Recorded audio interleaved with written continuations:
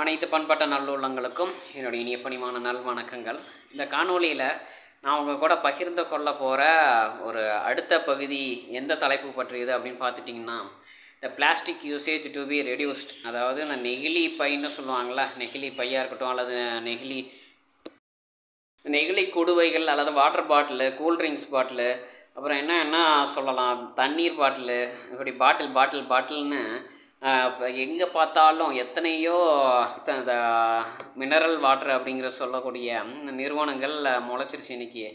ஆனாலும் அவங்க தண்ணியை மக்களுக்கு கொண்டு போய் சேர்க்குற ஒரு ஊடகம் எது மூலமானா இந்த பிளாஸ்டிக் பாட்டில் மூலமாக தான். அந்த பிளாஸ்டிக் பாட்டிலை பயன்படுத்தி எல்லா இடத்துலையும் என்ன பண்ணுறாங்கன்னா அப்படியே தூக்கி போட்டுறாங்க. அது கசக்கி தூக்கி ஒரு குப்பை தொட்டியில் போடுறதோ அல்லது மறுசுழற்சி செய்யக்கூடிய ஒரு காயலங்கடையில் கொண்டு போய் போடுறதுக்கோ, அதாவது மறுசுழற்சி செய்கிற இடத்துக்கு கொண்டு போய் சேர்க்குற அந்த காயலங்கடைகளில் கொண்டு போய் பாட்டில் போடுறதுக்கும் தயங்குறாங்க. அவ்வளோ சோம்பேறித்தனம் மக்கள் மத்தியில் இருக்குது. இதுக்கு என்ன காரணம்னு பார்த்துட்டிங்கன்னா, ஒன்று ஒரு நிதானம் தெளிவில்லாத மக்களுக்கு நம்ம இன்றைக்கி ஜனநாயக ஆட்சி முறையில் நம்ம முன்னேறி வருவதற்கு வாய்ப்புகள் கொடுக்குறோம். அது ஒன்று. இன்னொன்று, எல்லாம் என்ன சொல்கிறதுனா, ஒரு மெத்தனம் மற்ற மனிதர்கள், சுற்றுப்புற சூழ்நிலை, இது மேலெலாம் மக்களுக்கு இன்னமுமே சரியான ஒரு புரிதல், ஒரு விழிப்புணர்வு இன்னும் வரல. மற்ற மனிதர்கள் நம்மளுடைய நடவடிக்கைகள்னால, செய்கைகள்னால பாதிக்கப்படுறாங்க அப்படிங்கிற விஷயத்த புரிஞ்சுக்கிறதில்ல, உணர்வதில்லை.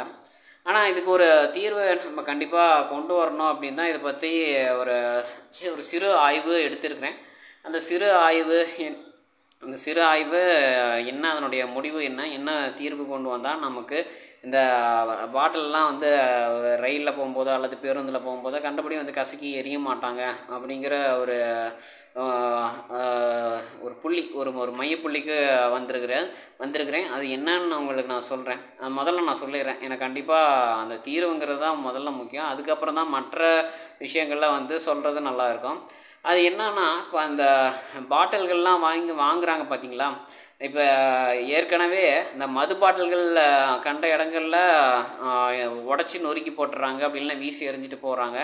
அந்த மாதிரியான ஒரு விஷயத்தை தடுக்கிறதுக்காக அந்த பாட்டிலில் அந்த மதுவோட ஒரு 10 ரூபா 20 ரூபா கூடுதலாக வச்சு அல்லது ஏதாவது ஒரு குறிப்பிட்ட தொகையை கூடுதலாக வச்சு வசூல் பண்ணிட்டு அந்த பாட்டிலை திருப்பி கொடுக்கும்போது அந்த தொகையை அவங்கக்கிட்ட திருப்பி கொடுக்குற மாதிரியான ஒரு இதை சொல்லியிருந்தேன். அதுவுமே நல்லபடியாக கொண்டு வந்தாங்க. குறைஞ்சிருக்குது, முழுசாக சரியாச்சுன்னு சொல்ல முடியாது, ஆனால் குறைஞ்சிருக்குது.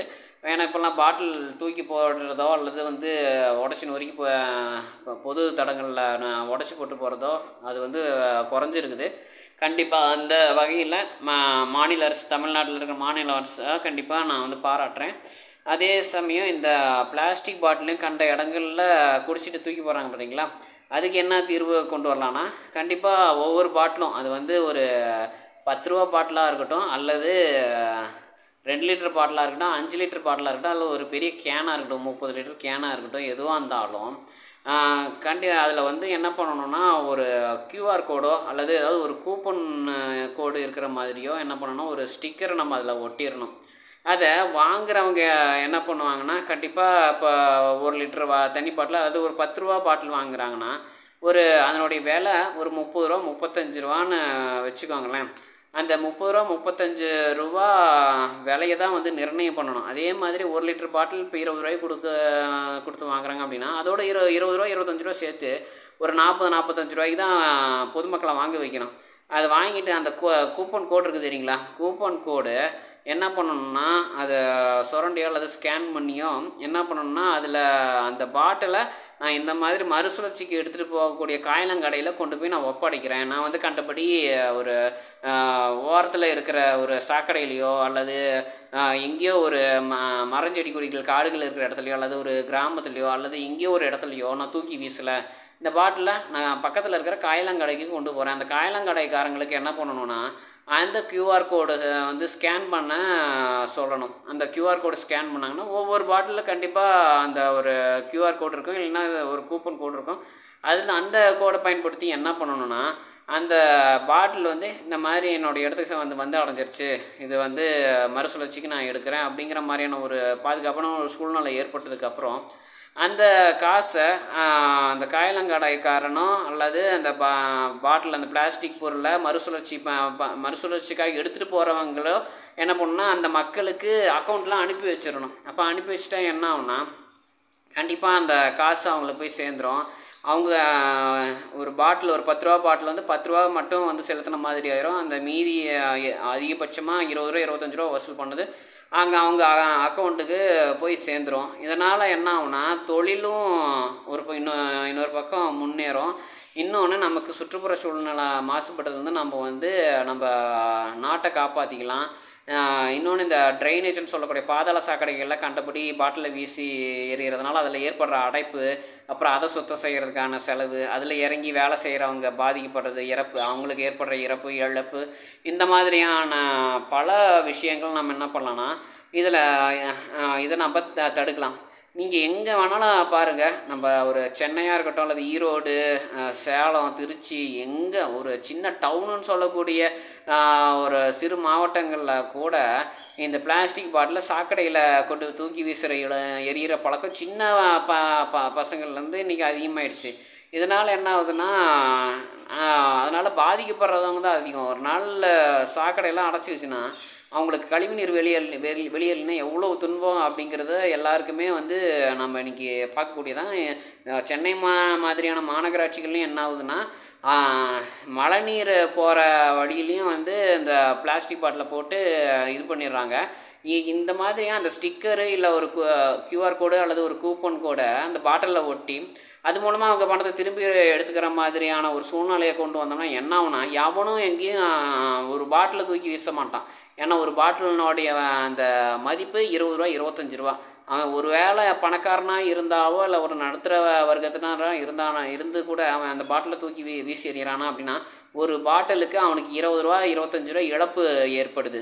அப்படி 20 ரூபா 25 ரூபா இழப்பு ஏற்படும் போது என்ன ஆகுதுன்னா அவன் எத்தனை பாட்டிலை வாங்கி குடித்து தூக்கி வீசுகிறானோ அத்தனை பாட்டில் ஒரு 10 பாட்டில்னா அவனுக்கு 250 ரூபா இழப்பு ஏற்படுது. 100 பாட்டில்னா 2500 ரூபா வருது. இப்படி அவனுடைய தவறுக்கு அவனை என்ன பண்ணிடுறான்னா அதிகமான இழப்புகளை அவனை ஏற்படுத்திக்கிறான். அப்போ அவனை திருத்திக்கிற ஒரு சூழ்நிலை அவங்க ஏற்படுது.